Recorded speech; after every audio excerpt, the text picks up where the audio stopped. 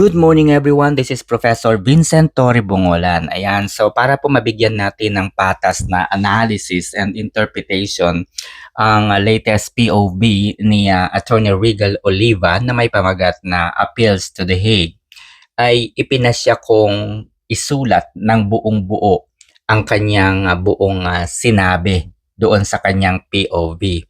Dahil mahirap na po kung i-upload natin yung kanyang original na POV kasi what if bigyan po ito ni Attorney Regal Oliva ng copyright settings, so i-turn on po niya yung copyright, ay baka po magkaroon tayo ng strike at baka ma-close ang ating account, no?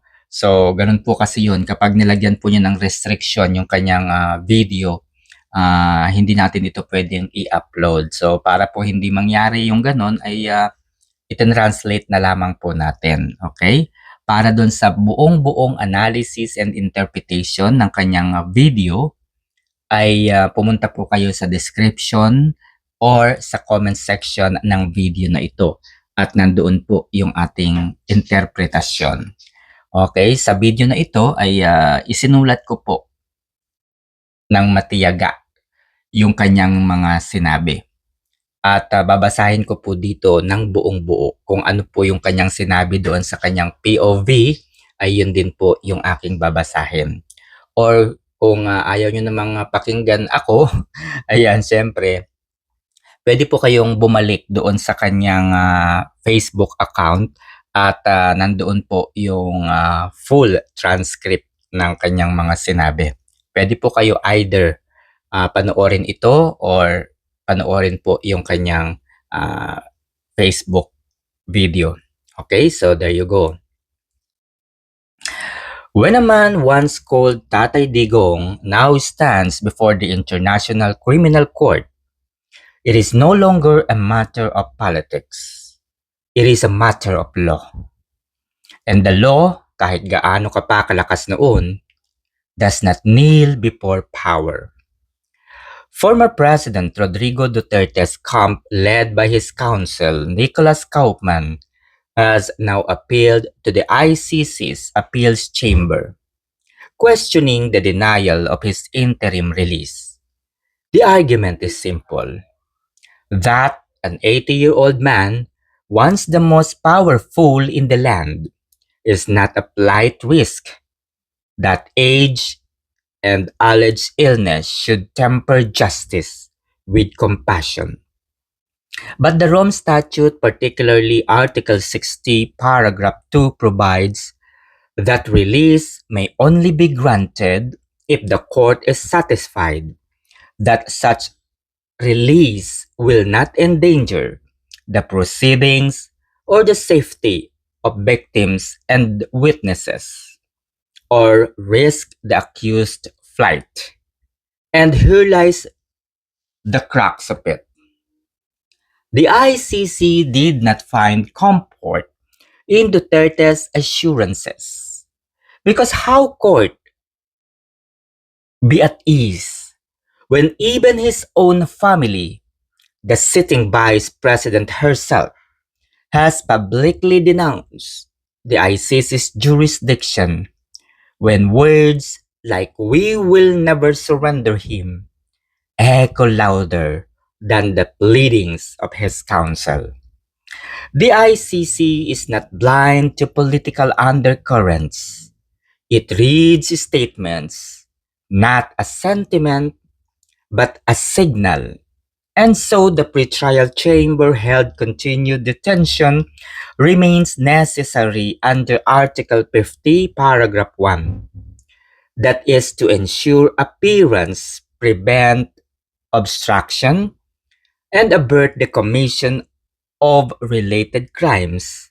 The chamber found that the defense medical claims is speculative, the guarantees of cooperation insufficient, and the atmosphere surrounding his detention is still charged with intimidation.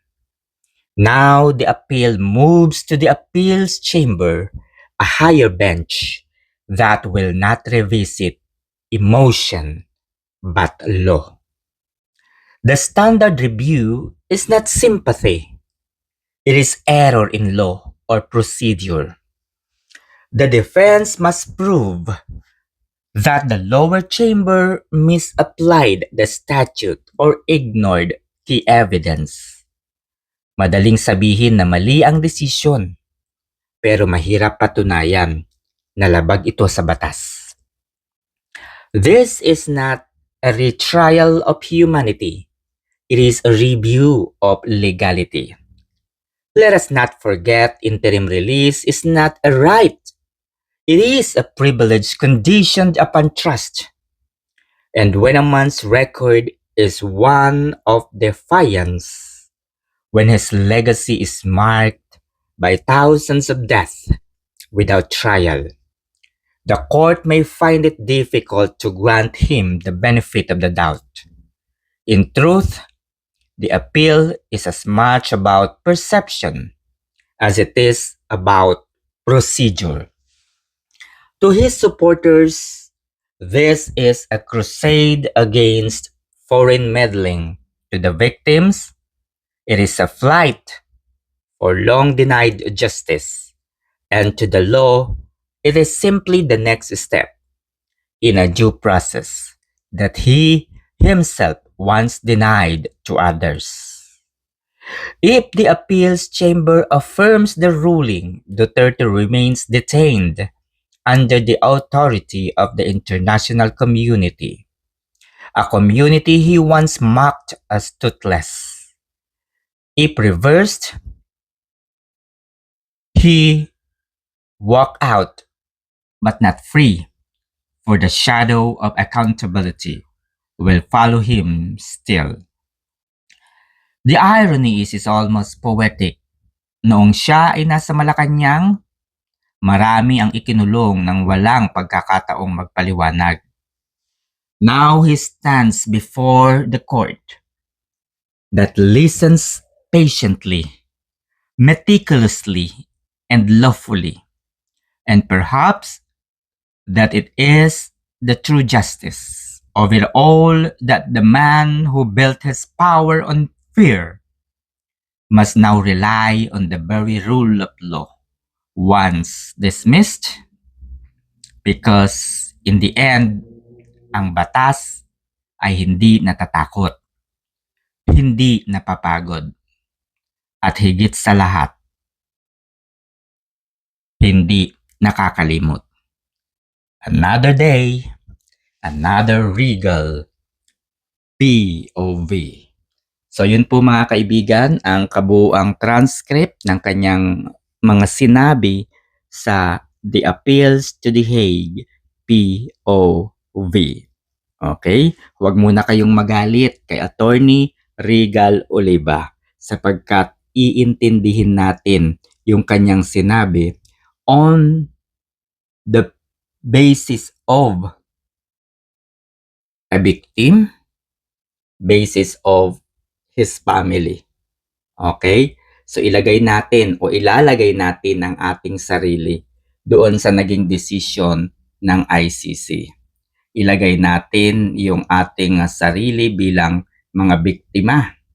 Ilagay din natin ang ating sarili bilang parte ng pamilya ni dating Pangulo upang nang sa gayon ay maintindihan natin yung naging pahayag ni Attorney Regal Oliva. Okay? Kasi maaaring mali lamang ng paggamit ng salita. Maaaring yung choice of words and the delivery of the message lamang yung naging dahilan kaya nagkaroon ng confusion. But if we analyze it deeply, baka tama naman. Baka mayroon namang punto si Attorney Regal Oliva. Okay? So para sa ganitong mga analysis mga kaibigan, don't forget to like, subscribe, and share this video.